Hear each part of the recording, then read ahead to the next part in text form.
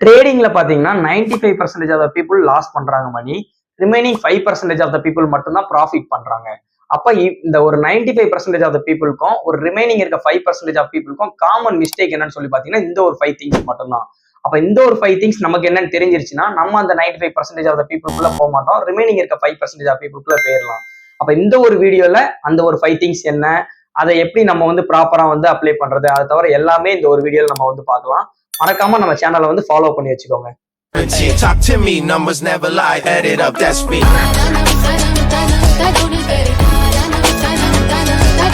Number 1 பாத்தீங்கன்னா self learning.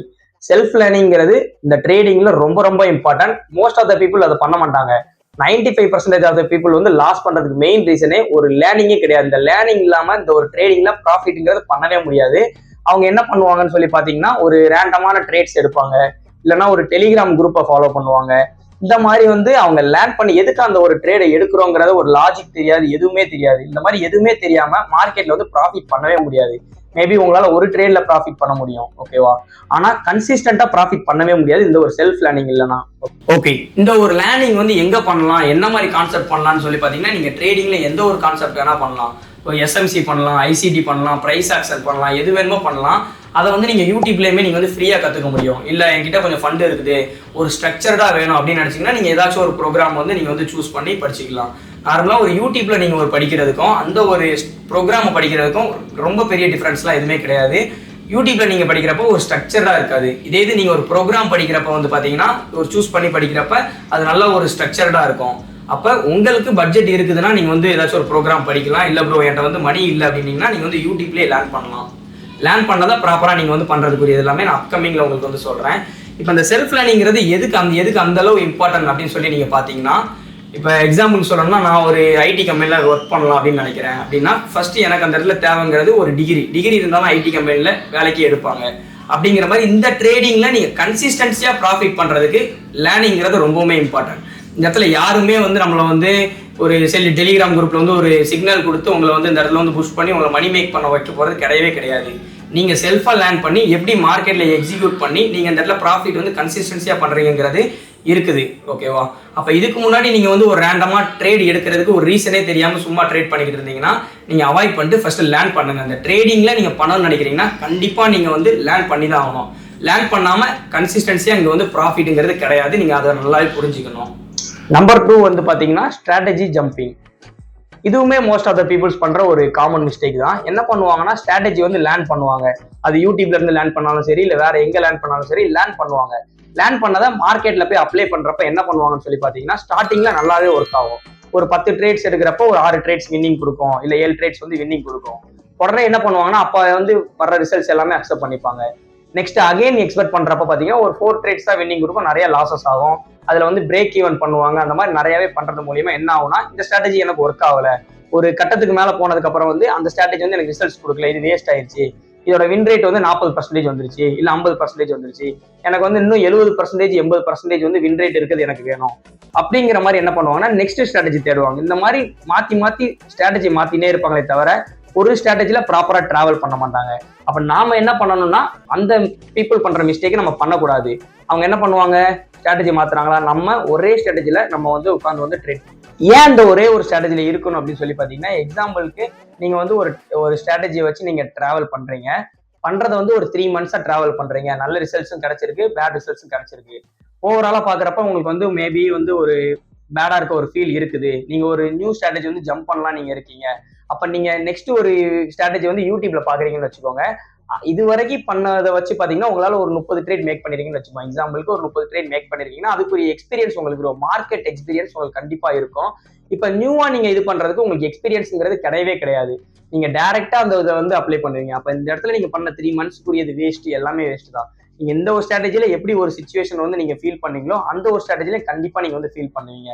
அப்ப அதனால ஸ்ட்ராட்டஜி வந்து சேஞ்ச் பண்ணவே பண்ணாதீங்க, ரொம்ப ரொம்ப இம்பார்ட்டன்ட். ஒரே ஸ்ட்ராட்டஜில நீங்க டிராவல் பண்ணுங்க. அதை வச்சு நீங்க வந்து ஒரு 100 ட்ரேட்ஸ் மேக் பண்றப்பதான் ஒரு ரிசல்ட்ஸ் கிடைக்கும். இதே இது நீங்க மற்ற ஒரு இதுல பண்றப்பயும் சேம் ரிசல்ட்ஸ் தான் கிடைக்கும். இந்த இடத்துல எனக்கு வந்து 70% 80% வின் ரேட் வந்து வேணும் அப்படின்னு நினைச்சீங்கன்னா கண்டிப்பா தேவையில்லை. ஒரு 50 to 60% வின் ரேட் வச்சு 1:2ல டிராவல் பண்ணாலே நல்ல ஒரு ரிசல்ட்ஸ் மேக் பண்ண முடியும். அப்போ உங்களோட ஸ்ட்ராட்டஜியை ட்ரஸ்ட் பண்ணுங்க. என்னதான் ஆனாலும் ஸ்ட்ராட்டஜியை சேஞ்ச் பண்ணாம கொஞ்சம் இம்ப்ளிமெண்டேஷன் மட்டும் பண்ண முடியும். இப்போ இந்த ஸ்ட்ராட்டஜியை வச்சு நீங்க ஒரு 10 ட்ரேட்ஸ் எடுக்கிறீங்கன்னா அதுல கொஞ்சம் இம்ப்ரூவ்மெண்ட் கிடைக்கும். அந்த ஒரு இம்ப்ரூவ்மெண்ட் வச்சு உங்களோட ஸ்ட்ராட்டஜியை நீங்களா தான் பில்ட் பண்ண முடியும். ஆல்ரெடி எல்லாருக்கும் இப்போ ஒரு ஸ்ட்ராட்டஜி வந்து ஒருத்தர் உங்களுக்கு கொடுத்துருக்காரு, அந்த ஒரு ஸ்ட்ராட்டஜி உங்களுக்கு எக்ஸாக்டா ஒர்க் ஆகுமான்னு கேட்டா கண்டிப்பா கிடையாது. அதுல நீங்க கொஞ்சம் ஒரு சில ஆல்டரேஷன் பண்ணி நீங்க கொஞ்சம் நெக்ஸ்ட் லெவலுக்கு எடுத்துட்டு போகணும்.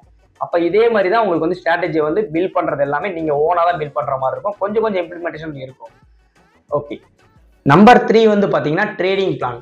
இந்த ஒரு ட்ரேடிங் பிளான் வந்து மோஸ்ட் ஆஃப் த பீப்புள்ஸ் வந்து ஃபாலோ பண்ண மாட்டாங்க. சேம் அதே தான். ஒரு 95% ஆஃப் த பீப்புள் வந்து அவங்களுக்குன்னு ஒரு ட்ரேடிங் பிளானே கிடையாது. நான் ஏன் ட்ரேட் என்டர் ஆகுறேன், என்னோட ஸ்டாப் லாஸ் எங்க, என்னோட டார்கெட் எங்க, நான் என்ன மாதிரிலாம் இருந்தா என்னோட ட்ரேட் எடுப்பேன் அப்படிங்கிற ஒரு trading checklist or trading plan அப்படிங்கிறது எதுவுமே இங்க கிடையாது அவங்க கிட்ட. அப்ப ட்ரேடிங் பிளான்னா என்ன அப்படின்னு சொல்லி பாத்தீங்கன்னா, நம்மளோட ஸ்ட்ராட்டஜி நம்ம வந்து ஒன்று பில்ட் பண்ணிருப்போம். அதுக்கு வந்து நம்ம சர்டைன் ரூல்ஸ் வந்து இது பண்ணிருப்போம். இந்த மாதிரி என்னோட ரூல்ஸ் எல்லாமே நான் வந்து டிக் ஆகுனா நான் வந்து இந்த ஒரு ட்ரேட் வந்து எக்ஸிக்யூட் பண்ணுவேன் அப்படிங்கிற மாதிரி நம்மளா ஒரு ரூல்ஸ் வச்சு ஒரு இது பில்ட் பண்றதா இந்த ஒரு ட்ரேடிங் பிளான். அப்ப இந்த ஒரு ட்ரேடிங் பிளான் வந்து அவங்க ஆல்ரெடி சொன்ன மாதிரி தான் அவங்க ஃபாலோ பண்ண மாட்டாங்க. நம்ம இதை வந்து ஃபாலோ பண்ணி தான் ஆகணும். ஃபாலோ பண்ணா மட்டும்தான் அந்த ஒரு டாப் 5% ஆஃப் பீப்புளுக்குள்ள நம்ம வந்து போக முடியும். அப்ப இந்த ஒரு ட்ரேடிங்ல பாத்தீங்கன்னா ரொம்பவுமே இம்பார்ட்டன்ட் இந்த ஒரு ட்ரேடிங் பிளான் தான். நம்ம வந்து ஸ்ட்ரிக்டா நம்மளோட ட்ரேடிங் பிளானை ஃபாலோ பண்ணணும். அதுதான் ஒரு டிசிப்ளின்ங்கிறது. இப்போ நான் அந்த ஒரு ட்ரேடை வந்து இதுக்கு இந்த மாதிரி இருந்தால் நான் என்டர் ஆக மாட்டேன் அப்படின்னு முதல்ல நம்ம வந்து ஃபிக்ஸ் பண்ணிட்டோம்னா அந்த மாதிரி ஆப்பர்ச்சுனிட்டி கிடைச்சா நம்ம வந்து என்டர் ஆகக்கூடாது. அதுதான் இந்த ஒரு டிசிப்ளினை குறிக்கிறது. அப்போ ட்ரேடிங் பிளான்ல வந்து இன்னும் நிறைய எப்படி எக்ஸாம்பிளுக்கு வரணுங்கிறத நான் சொல்றேன். நான் ஒரு வீக்லிக்கு வந்து பாத்தீங்கன்னா நான் வந்து ஒரு 4 ட்ரேட்ஸா எடுப்பேன் அப்படிங்கிற மாதிரி நம்ம ஃபிக்ஸ் பண்ணியிருக்கோம் நம்மளோட ட்ரேடிங் பிளான்ல. அப்ப நம்ம அதை எக்ஸாக்டா ஃபாலோ பண்ணணும். அதுக்கு அடுத்த ட்ரேட் நம்ம எடுக்கக்கூடாது. அந்த மாதிரி இதை ப்ராப்பரா ஃபாலோ பண்ணணும். இப்போ எக்ஸாம்பிள் சொல்லணும்னா சேம் அதே தான். மந்த்லிக்கு நான் வந்து ஒரு 12ல இருந்து ஒரு 15 ட்ரேட் நான் எடுப்பேன் அப்படிங்கிற மாதிரி நம்ம ஃபிக்ஸ் பண்ணியிருக்கோம்னா ப்ராப்பரா அதை ஃபாலோ பண்ணணும். அதுதான் ட்ரேடிங் பிளான்ங்கிறது. இது வந்து ட்ரேடிங் பிளான் வந்து ஒருத்தருக்கும் மாறும். ஒரு ஸ்ட்ராட்டஜியை பொறுத்து நம்ம வந்து பில்ட் பண்ணுவோம். சிம்பிளா சொல்லணும்னா ஒரு இதை வந்து நம்ம வந்து ரெடி பண்ணி வச்சிருக்கோம் அந்த செக்லிஸ்ட், அதை ப்ராப்பரா ஃபாலோ பண்றோம். இதை சிம்பிள் தான். பட் ஆனால் இதை வந்து மோஸ்ட் ஆஃப் த பீப்புள்ஸ் வந்து ஃபாலோ பண்ண மாட்டாங்க. இதை நீங்க ஃபாலோ பண்ணுங்க, கண்டிப்பா உங்களோட ட்ரேடிங் க்ரோத்துங்கிறது கண்டிப்பா இருக்கும். 4வது என்னன்னு சொல்லி பாத்தீங்கன்னா இந்த ஒரு ரிஸ்க் மேனேஜ்மெண்ட். ரிஸ்க் மேனேஜ்மெண்ட்ங்கிறது ரொம்ப ரொம்ப important. Most of the peoples வந்து இதை வந்து ப்ராப்பரா ஃபாலோ பண்ண மாட்டாங்க. அதாவது ஒரு ரேண்டமா வந்து ரிஸ்க் எடுப்பாங்க. ஒரு ஸ்டாப் லாஸ் வந்து ப்ராப்பரான இடத்துல ஃபிக்ஸ் பண்ண மாட்டாங்க. அந்த ஸ்டாப் லாஸ்க்குரிய ஒரு மதிப்புங்கிறது அந்த ஒரு ரிஸ்க்குங்கிறதுல இருக்குது. அப்ப அந்த ஒரு ரிஸ்க்குங்கிறது நான் ஒரு ட்ரேடுக்கு எவ்வளவு ரிஸ்க் எடுக்கிறேன். என்கிட்ட வந்து ஒரு $5,000 நான் ஸ்டார்ட் பண்றேன். என்கிட்ட ஒரு 5 லட்சம் ரூபாய் இருக்குது. அப்ப நான் இந்த ஒரு ட்ரேடுக்கு நான் எவ்வளவு ரிஸ்க் எடுக்கிறேன், டைரக்டா ஒரு 5 லட்சம் ரூபாய் ரிஸ்க் எடுக்கிறேனா இல்ல 1 லட்சம் ரூபாய் ரிஸ்க் எடுக்கிறேனா அப்படிங்கறத கால்குலேட்டிவா எடுக்கணும். ரிஸ்க் மேனேஜ்மெண்ட்ல ரிஸ்க்கை வந்து கால்குலேட்டிவா எடுக்கணும். ட்ரேடிங்கிறதே ஒரு ரிஸ்கான ஒரு ஃபீல்டு தான். அப்ப இதை வந்து நம்ம வந்து ரொம்பவுமே கால்குலேட்டிவா கரெக்டா வந்து கொண்டு போனோம். அப்ப இதுக்கு வந்து நீங்க உங்ககிட்டயே கேள்வி கேளுங்க. ஒரு 5 லட்சம் ரூபாய் என்கிட்ட இருக்குது, நான் வந்து 5,000 ரூபாய் லாஸ் ட்ரேட் வைக்கலாமா, இல்ல வந்து ஒரு 10,000 ரூபாய் ட்ரேடுக்கு வந்து ரிஸ்க் வைக்கலாமா அப்படிங்கறத கேளுங்க. 5,000 ரூபாய் லாஸ் ஆனிச்சுன்னா எனக்கு வந்து அக்செப்ட் ஆயிக்குமா, அது வந்து என்னோட கேபிட்டல எந்த விதத்திலுமே அஃபெக்ட் பண்ணக்கூடாது அந்த ஒரு ட்ரேடோட லாஸ்ங்கிறது. அப்ப இல்ல எனக்கு வந்து 5,000 ரூபாங்கிறது அதிகமா இருக்குது, 5,000 ரூபாய் லாஸ் நான் ஏத்துக்க மாட்டேன் அப்படின்னீங்கன்னா நீங்க 2,500 ரூபாய் ரிஸ்க் வைங்க. அப்ப இந்த மாதிரி உங்களுக்கு அஃபர்டபுளா இருக்கணும். ஏன்னா அந்த ஒரு நீங்க வைக்கிற ஒரு ட்ரேடுமே கேரண்டி கிடையாது. அந்த ட்ரேடு தான் என்னதான் ஒரு கேரண்டினா நான் என்னோட சொத்து எல்லாத்தையுமே வித்து இருந்து அதுல போட்டு இது பண்ணிடலாம். அது யாருமே பண்ண மாட்டாங்க. ஏன்னா எல்லாருக்குமே தெரியும் ஒரு ட்ரேடுமே அதுல வந்து கேரண்டியட் கிடையாது. அப்ப ஒரு கேரண்டியே இல்லாததுக்கு நீங்க ஏன் அவ்வளவு ரிஸ்க் வைக்கணும், அதுதான் என்னோட கேள்வி. அப்ப அந்த ரிஸ்க்குங்கிறத கரெக்டா மேனேஜ் பண்ணி வைங்க. நான் வந்து 5 லட்சம் ரூபாய் இருக்குது என்கிட்ட, நான் வந்து 10,000 ரூபாய் நான் ரிஸ்க் வைப்பேன். இந்த 10,000 ரூபாய் லாஸ் ஆனா எனக்கு எந்த விதத்திலும் என்னோட கேபிட்டல் அஃபெக்ட் பண்ணக்கூடாது. அதை நினைச்சு நான் ஒரு மாதிரி வருத்தம் படக்கூடாது. அந்த மாதிரி ரிஸ்க்கை நீங்க கரெக்டா வைங்க. மோஸ்ட் ஆஃப் த பீப்புள்ஸ் வந்து இந்த ரிஸ்க்கை வந்து ப்ராப்பரா ஃபாலோ பண்ண மாட்டாங்க. நீங்க சேம் அதே 95% ஆஃப் பீப்புள் எடுத்துக்கோங்க, ரிஸ்க்கை வந்து ஃபாலோவே பண்ண மாட்டாங்க. சும்மா இஷ்டத்துக்கு ட்ரேட் வைப்பாங்க. ஒரு அவங்க ஸ்டார்ட் பண்ற கேபிட்டல் சின்னதாவே எடுத்துக்கும். ஒரு எக்ஸாம்பிளுக்கு ஒரு $200 ஸ்டார்ட் பண்றாங்க, ரிஸ்க் தாராளமா ஒரு $40 வைப்பாங்க, $50 வைப்பாங்க, $25 வைப்பாங்க. இந்த மாதிரி இல்லாம ரிஸ்க்கை நீங்க வந்து கால்குலேட்டிவா வைங்க, உங்களுக்கு அஃபர்டபுளான இடத்துல வைங்க. இதுதான் ஒரு ரிஸ்க் மேனேஜ்மெண்ட்ங்கிறது. ஒன்ஸ் இந்த ஒரு ரிஸ்க் மேனேஜ்மெண்ட்ங்கிறத ஒரு ஃபிக்ஸ் பண்ணிட்டீங்கன்னா அதை நீங்க கரெக்டா ஃபாலோ பண்ணுங்க.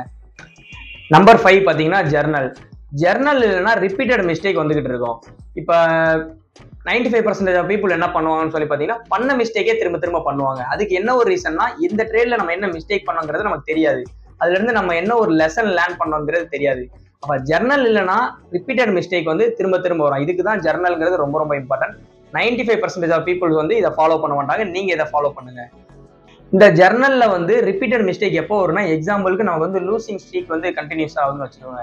எக்ஸாம்பிளுக்கு தொடர்ந்து வந்து ஒரு 5 ட்ரேட்ஸ் வந்து எஸ்எல் அடிச்சிருக்கு அப்படின்னா நம்ம மார்க்கெட்ல கொஞ்சம் பிரேக் கொடுக்கணும். ஒரு 1 வீக் வந்து மார்க்கெட் எதுவுமே பார்க்காம கொஞ்சம் வந்து ஃப்ரீயா விட்டுட்டு இந்த ஒரு நம்மளோட ஜர்னலை நம்ம வந்து அனலைசிஸ் பண்ணணும்.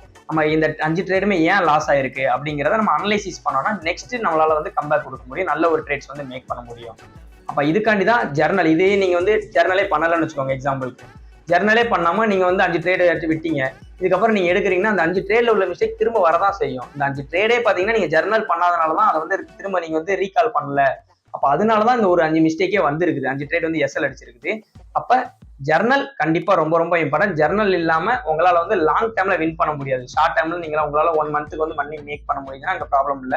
பட் கன்சிஸ்டன்சியா அந்த இடத்துல பண்ணிக்கிட்டு இருக்கப்ப அந்த ஒரு ஜர்னல் இல்லைன்னா மொத்தமாவே அந்த இடத்துல கொலாப்ஸ் ஆகுறதுக்கு ப்ராபபிலிட்டி அதிகமாகவே இருக்குது.